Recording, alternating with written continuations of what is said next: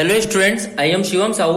आज जो हम बात करने वाले हैं exercise 6.5 introduction of exercise 6.5। Okay, part 1 में मैंने आपको local maxima, local minima, maximum value, minimum value और फर्स्ट ऑर्डर डेरिवेटिव से किस तरीके से local maxima minima find out करते हैं वो आपको बता दिया था। ओके, अब यहां पर सेकंड पार्ट में सेकंड ऑर्डर डेरिवेटिव से local maxima, local minima, point of maxima और पॉइंट ऑफ मिनिमा किस तरीके से फाइंड आउट करेंगे वो अपन इस वाले पार्ट 2 में समझेंगे। ओके, तो यहां पर ध्यान से समझिएगा। सबसे पहले जब मैंने पार्ट 1 में बता रहा था तो वहां पे एक टॉपिक बताया था पॉइंट ऑफ इन्फ्लेशन। ओके, तो पॉइंट ऑफ इन्फ्लेशन के बारे में समझ लेते हैं कि यहां पर पॉइंट ऑफ इन्फ्लेशन का मतलब क्या होता है। देखिए, point of inflation, point of inflation, वहां पर मैंने बताया था यदि एक्सट्रीम पॉइंट पॉजिटिव से पॉजिटिव हो या तो नेगेटिव से नेगेटिव हो तो उसको क्या बोलते हैं, पॉइंट ऑफ इन्फ्लेशन। मतलब जहां पर मैक्सिमम और मिनिमा दोनों ही ना हो उसे क्या बोलते हैं, पॉइंट ऑफ इन्फ्लेशन। जैसे एक एग्जांपल के थ्रू समझा देता हूं। जैसे मान लीजिए एक एग्जांपल है, आपका जो फंक्शन है वो है एक्स क्यूब। क्या है आपका, एक्स क्यूब। ओके, अब मान लीजिए जब आप इसे सॉल्व करेंगे तो आप देखेंगे एफ डेस एक्स जो आएगा वो क्या आएगा, 3x स्क्वायर। ओके, अब इस एफ डेस एक्स को आपको इक्वेट कर दीजिए आप जीरो के साथ, तो आप देखेंगे ये 3x square equal to zero, तो x की वैल्यू जो रहेगी वो आपकी क्या आ जाएगी, यहां पर जीरो आ जाएगी। क्या आ जाएगी, x की वैल्यू जीरो। तो आप यहां पर देखेंगे आपने फर्स्ट स्टेप तो कर दी कि एफ डेस एक्स को जीरो के इक्वेट। अब इसको क्या करना होता था, ये क्या है आपका एक्सट्रीम पॉइंट। क्या है ये, एक्सट्रीम पॉइंट। ओके, इस तरीके से आपने देखा ये आपका एक्सट्रीम पॉइंट है। अब आप देखिएगा यहां पर आपने एक्सट्रीम पॉइंट बोल दिया। अब इस एक्सट्रीम पॉइंट को आपको एलोकेट करना होता है नंबर लाइन में, तो आपने नंबर लाइन में एलोकेट कर दिया। अब आपने देखा जीरो छोटा, मतलब मान लीजिए मैं -1 ले रहा हूं, तो -1 जब मैं एफ डेश एक्स में रखूंगा तो -1 का स्क्वायर प्लस, तो 3 1 जा 3 मतलब पॉजिटिव आएगा। तो एफ डेश एक्स जो रहेगा वो क्या रहेगा, यहां पर पॉजिटिव रहेगा। फिर मैंने देखा जीरो से बड़ा नंबर मान लीजिए 1, तो मैंने देखा 1 का स्क्वायर 1 मतलब फिर भी एफ डेस एक्स जो रहेगा वो क्या रहेगा, यहां पर पॉजिटिव ही रहेगा।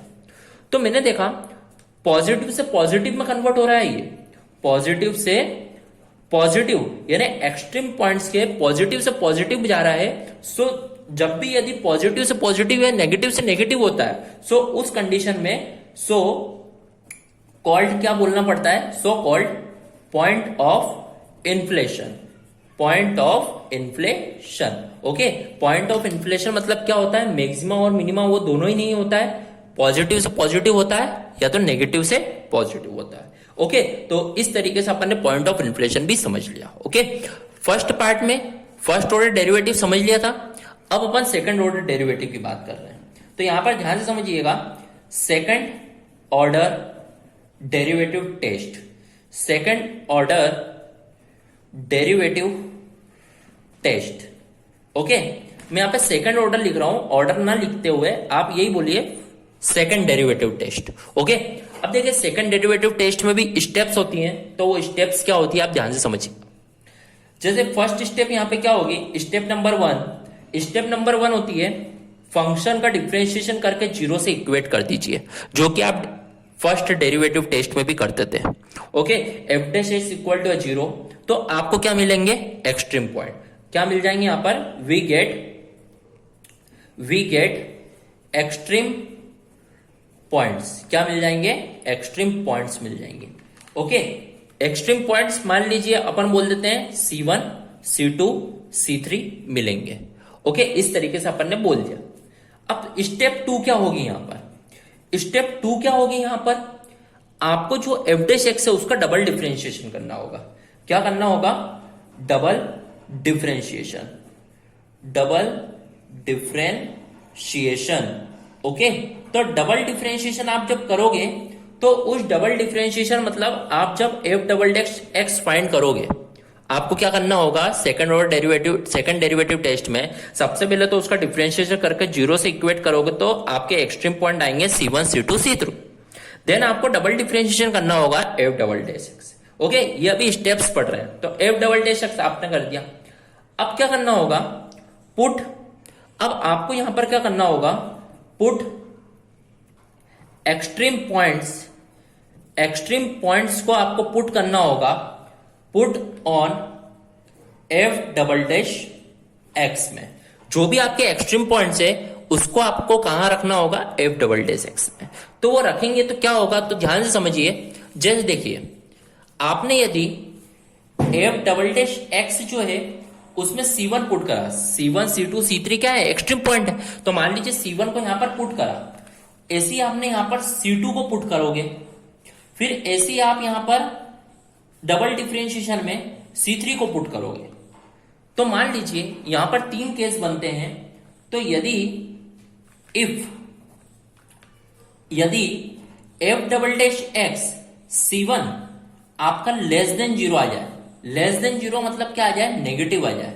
क्या आ जाए, negative.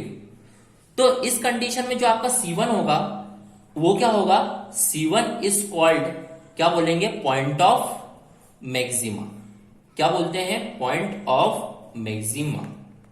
Okay, point of maxima बोलेंगे C1 को, और जो भी आपकी वैल्यू आएगी, value is called a maximum value. Value is called maximum value. इस तरीके से होगा ये, मान लीजिए इसे केस 1। ओके, अब मान लीजिए केस 2 की बात कर लेता हूं। केस 2 क्या होगा, मान लीजिए एफ डबल डैश एक्स, मान लीजिए जब आपने C2 में रखा, आपने C1 में रखा तो लेस देन 0 आया, मतलब नेगेटिव आया। तो उस कंडीशन में C1 जो होता है वो क्या होता है, पॉइंट ऑफ मैक्सिमा और मैक्सिमम वैल्यू। अब मान लीजिए जब C2 रखा और ग्रेटर देन 0 आ गया, ग्रेटर देन 0 मतलब पॉजिटिव, तो पॉजिटिव आया, तो इस केस में जो C2 जो होता है, C2 is called point of minima. क्या बोलते हैं, पॉइंट ऑफ मिनिमा। क्या बोला जाता है, पॉइंट ऑफ मिनिमा। और क्या होता है, जो इसकी वैल्यू होती है, value is called minimum value. Value जो होती है वो क्या होती है, मिनिमम वैल्यू। इस तरीके से देखा गया, तो यहां पर समझ में आया। ओके, अब देखिए यहां पर केस 3 भी होता है। तो वो केस 3 क्या होता है, ध्यान से समझिएगा। वो केस 3 होता है, जैसे मान लीजिए आपने F double dash x find करा एट अ पॉइंट C3 पे, आपका ना नेगेटिव आया ना पॉजिटिव आया, वो कितना आ गया, 0 आ गया। क्या आ गया, 0। तो इसका मतलब 0 आ गया, तो इसका मतलब डबल डिफरेंशिएशन भी आपका जो रहेगा वो भी 0 है इसका मतलब। तो आपको क्या करना होगा, तो आपको फर्स्ट डेरिवेटिव में जाना होगा। सो गो टू फर्स्ट डेरिवेटिव। कहां पे जाना होगा, फर्स्ट डेरिवेटिव में। फर्स्ट डेरिवेटिव में जैसे ही जाओगे तो फिर आपको चेक करना होगा कि जो आपका C3 पॉइंट है, जिस भी C3 पॉइंट है उसमें नंबर लाइन में चेक करो, क्या पॉजिटिव से नेगेटिव हो रहा है, क्या नेगेटिव से पॉजिटिव हो रहा है। जिस भी हो रहा है तो आपको डिसीजन लेना पड़ेगा। So take decision. ओके, तो इस तरीके से आपको यहां पर local maxima and local minima find out होगा। ओके, तो यहां पर इस exercise 6.5 is a very important exercise from a exam point of view. यहां पर आपको बहुत सारे कंसेप्ट पढ़ना है। तो यहां पर जो मेन जो आपको पढ़ना है, फर्स्ट डेरिवेटिव टेस्ट, जो कि मैंने पार्ट 1 में बताया है। यहां पर इस पार्ट 2 में मैंने सेकंड डेरिवेटिव टेस्ट बताया है, बहुत इंपॉर्टेंट है। आप इसमें कंफ्यूज भी होगे, पर ये सब चीजें आप एक बार लिख लीजिए। जब अपन इसके क्वेश्चंस करेंगे तो आपको बहुत अच्छे से समझ में आ जाएगा। Okay, so here our part 2 of introduction of exercise 6.5 is completed. If any doubt, then comment in a comment box. Thank you.